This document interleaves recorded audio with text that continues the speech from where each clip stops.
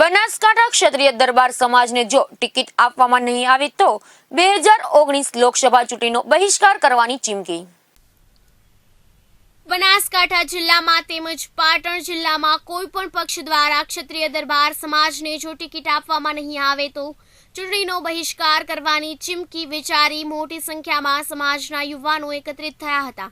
કદાચ કોઈ પણ પક્ષ દ્વારા ક્ષત્રિય દરબાર સમાજને ટિકિટ આપવામાં નહીં આવે તો ક્ષત્રિય દરબાર સમાજ ખુલ્લેઆમ ચૂંટણીનો બહિષ્કાર કરવાની ચીમકી જિલ્લામાં વધુ મતબેંક ક્ષત્રિય દરબાર સમાજનું હોવાથી ક્ષત્રિય દરબાર સમાજને ટિકિટ આપવાની માંગણી કરાઈ.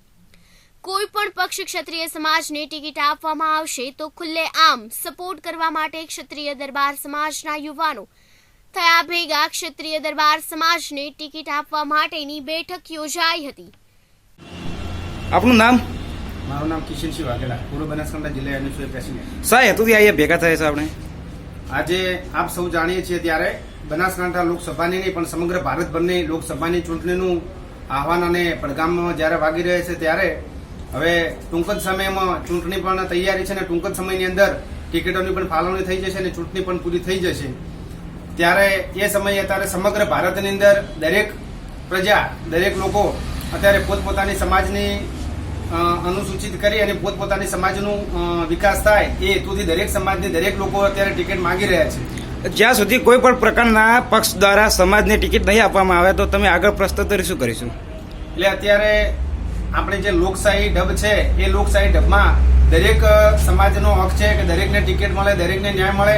તો અમે પણ અત્યારે જાગીદાર સમાજને પૂરા ઉત્તર ગુજરાતમાંથી 4 જિલ્લામાંથી કોઈ પણ જગ્યાએ એક સમાજમાં, આપણી સમાજમાં એક ટિકિટ મળે જાગીદાર સમાજમાં, એવું અમારી ઉગ્ર માંગ છે. અને જો ટિકિટ આપવામાં નહીં આવે તો અમે 2019ની લોકસભાનું ચૂંટણીનો બહિષ્કાર કરીશું અને જે પણ વોટ લેવા આવશે તેનો દરેક ગામડે અને દરેક સિટીમાં જે આપણી સમાજ વસે છે તે દરેક જગ્યાએ તેનો બહિષ્કાર કરવામાં આવશે. કોઈ પણ નેતા કે ગામમાં પ્રવેશશે ત્યારે તમે આગામી સમયમાં શું કરીશું?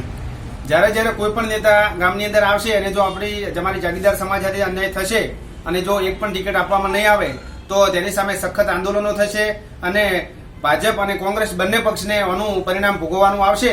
અને જો તેમ છતાંય કોઈ ટિકિટ આપવામાં નહીં આવે તો અમે 4 જિલ્લા ભેગા થઈને ઉત્તર ગુજરાતમાંથી કોઈ એક સીટ ઉપર કે અથવા તો 4 સીટ ઉપર અપક્ષમાં ઉમેદવારી નોંધાવીશું. જો પણ ભાજપ, કોંગ્રેસ અથવા અપક્ષ દ્વારા સમાજને ટિકિટ આપવામાં આવશે તો તમે શું કરીશું?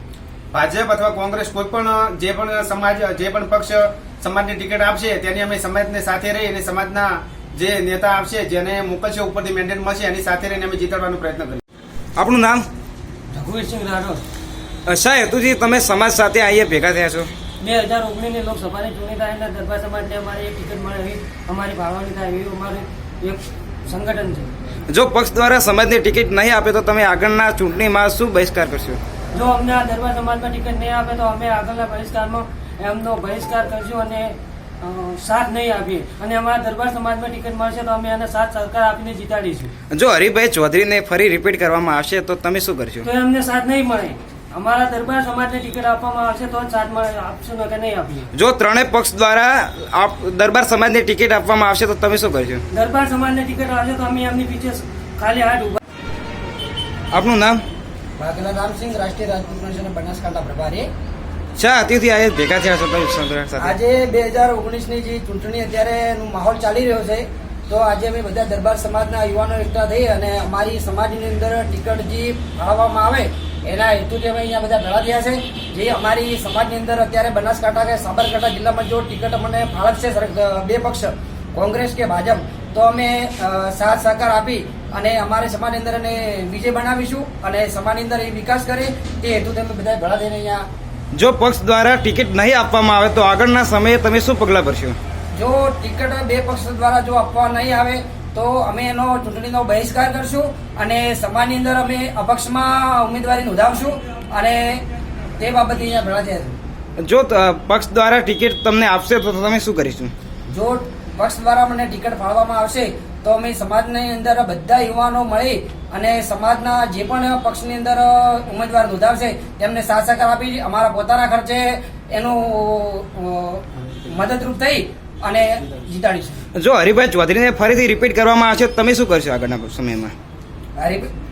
એ સમાજ કોઈ પણ સમય અમારી સમાજનો અમને ટિકિટ ફાળવશે તો જ અમે કરશું, બાકી તો બહિષ્કાર જ કરીશું. હરિભાઈના સમયમાં એના સમયમાં બી બહિષ્કાર કે અમારી સમાજની અંદર જ ટિકિટ ફાળવી જોઈએ. બે પક્ષની અંદર અમારો એ જ હેતુ છે અહીંયા. જો ક્ષત્રિય સમાજની ટિકિટ ફાળવવામાં આવશે તો તમે આગળના સમયમાં શું ક્ષત્રિય સમાજની મદદ કરશો?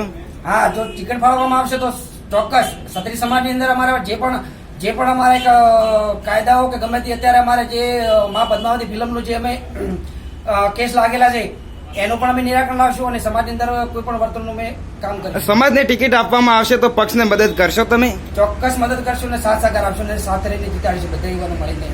KTV ન્યૂઝ ગુજરાતી સાથે સંજયસિંહ રાઠોડ, બનાસકાંઠા.